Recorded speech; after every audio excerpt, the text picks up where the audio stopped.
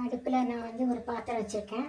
அதில் ஒரு 2 table spoon எண்ணெய் வச்சுருக்கேன். உங்களுக்கு எந்த விருப்பமான எண்ணெயோ, கடல் நல்லெண்ணெயை தவிர்த்து கடல் எண்ணெய் விட்டால் இன்னும் கொஞ்சம் நல்லாயிருக்கும். கடல் எண்ணெய் 2 டேபிள் ஸ்பூன் நான் இப்போ விட்டுருக்கேன். இப்போ எண்ணெய் காஞ்ச உடனே எண்ணெய் ஓரளவுக்கு காஞ்சிடுச்சு, நல்லா காஞ்சிடுச்சு. இப்போ கடுகு ஜீரகத்தை ஆட் பண்ணிக்கோங்க.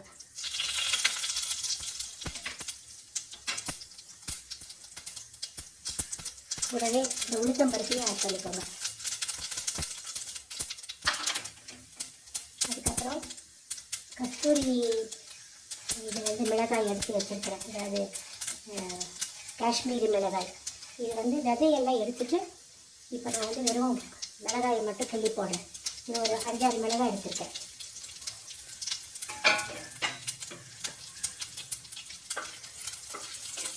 இது லேசாக வறுபட்டுட்டோம். உளுத்தம் பருப்பு குழஞ்சிருச்சு. இப்போ அரிஞ்சு வச்ச ஒரு பெரிய வெங்காயம் அதை ஆட் பண்ணிக்கணும். கூடவே இந்த பூண்டையும் போட்டுக்கலாம்.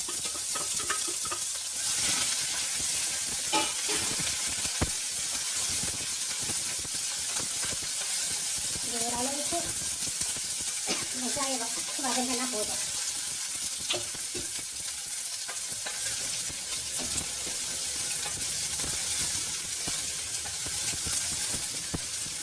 வெங்காயம் கொஞ்சம் நிறம் மாறும்போது இந்த அரிஞ்சு வச்ச ஒரு பெரிய தக்காளி போட்டுக்கலாம்.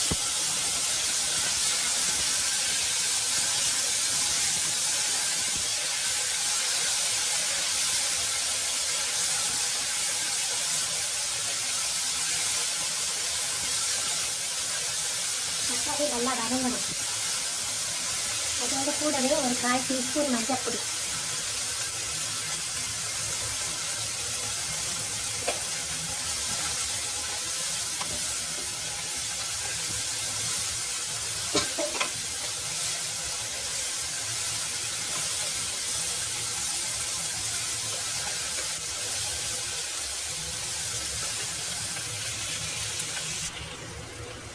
தக்காளி நல்லா வெந்துருச்சு. பூண்டு கூட ஒரு பாதி நல்லா வெந்திருக்கும். இந்த டைமில் 3-4 வாட்டி கழுவி வச்சுருக்க இந்த பீட்ரூட் கீரையை ஆட் பண்ணிக்கிறேன். நான் உப்பு எதுவும் இப்போ சேர்க்கலை.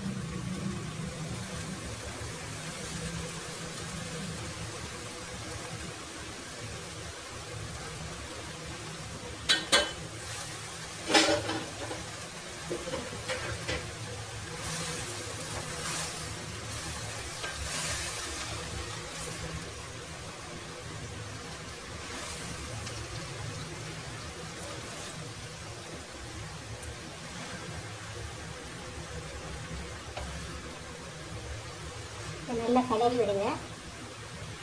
கலரி விட்டு நல்லா வதங்கணும். இந்த கீரை வந்து வதங்கணும். அதனால் கீரை வந்து சமைக்கும் போது மூடக்கூடாதுன்னு சொல்லுவாங்க, நிறம் மாறிடும். இந்த பீட்ரூட் கீரையை பற்றி சொல்லணும்னா, நம்ம பீட்ரூட் சாப்பிட்றோம் இல்லையா, அதில் வந்து மேலே வர கீரை தான் இது. இதில் வந்து இரும்பு சத்து நிறைய இருக்குது.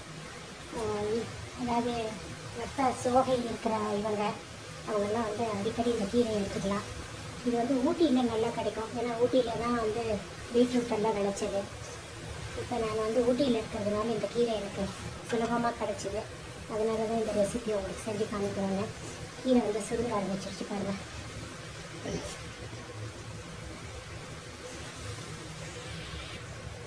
கீரை நல்லா பாதியாக சுருங்கிடுச்சு. ஓரளவுக்கு முக்கால் தான் வெந்துருச்சு. இப்போ நம்ம ஊற வச்சு வச்சுருக்கிறது ஒரு 1/2 மணி நேரத்துக்கு ஊற வச்சு வச்சு அரிசியை போட்டுக்கணும்.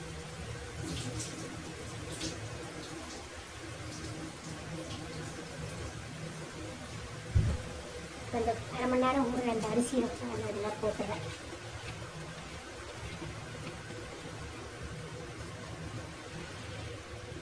அரிசி போட்டு நல்லா கலந்து விடுங்க. கீரையும் அரிசியும் ஒன்றா கலந்து விடுங்க.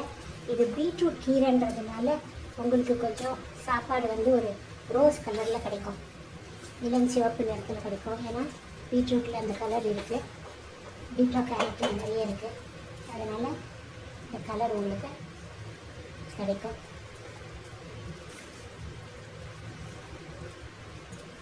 நல்லா கலரி வச்சு ஒரு 10 நிமிஷம் இது வந்து அடுப்புலேயே இருக்கட்டும். இப்போ கீரைக்கு தேவையான தண்ணி இது 2 டம்ளர் எடுத்துருக்கிறதுனால நான் இப்போ 5 டம்ளர் தண்ணி விடுறேன்.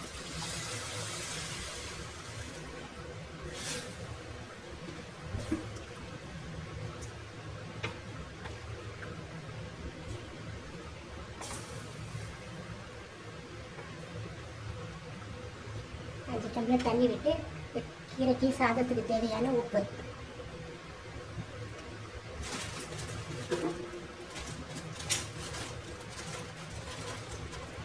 இப்போ நான் கீரைக்கு தேவையான கல்லுப்பு போடுறேன்.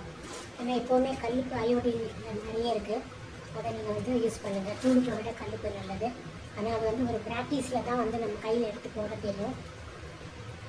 அதனால் உங்களுக்கு அந்த திறமை இருந்ததுன்னா கல்லுப்பு வந்து போடுங்க. நல்லா கிளறி விட்டுட்டு டேஸ்ட் பாருங்கள், உப்பு டேஸ்ட்டு தேவைப்பட்டால் இன்னும் கொஞ்சம் போட்டுக்கலாம். இப்போவே உங்களுக்கு காரமும் எவ்வளோ இருக்குதுன்னு தெரியும். தேவைப்பட்டால் இன்னும் காரம் வேணும்னா கொஞ்சோண்டு சாம்பார் பொடி கூட போட்டுக்கலாம்.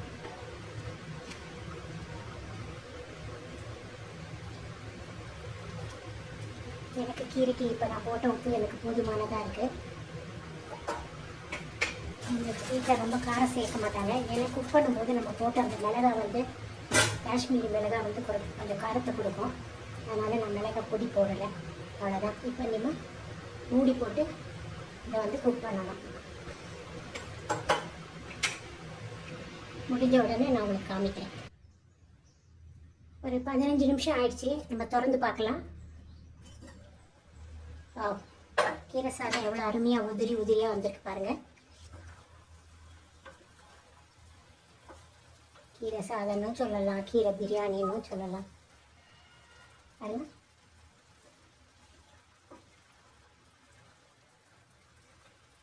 ஸோ எனக்கு இந்த பாத்திரத்தில் பண்ணதுனால எனக்கு ஒரு 15 நிமிஷம் ஆயிருக்கு. நீங்கள் குக்கரில் பண்ணுறதா இருந்தால் ஒரு விசில்லையே கூட நிப்பாட்டிடலாம். ட்ரை பண்ணி பார்த்துட்டு உங்களோட ஒப்பீனியனை சொல்லுங்கள். ரொம்ப அருமையாக இருக்கும். வெறும் ரொம்ப நியூட்ரிட்டிவ் வேல்யூ உள்ள இந்த ஒரு கீரை சாதம், பீட்ரூட் கீரை உங்களுக்கு கிடைச்சிதுன்னா கண்டிப்பாக இந்த மாதிரி செஞ்சு பாருங்கள்.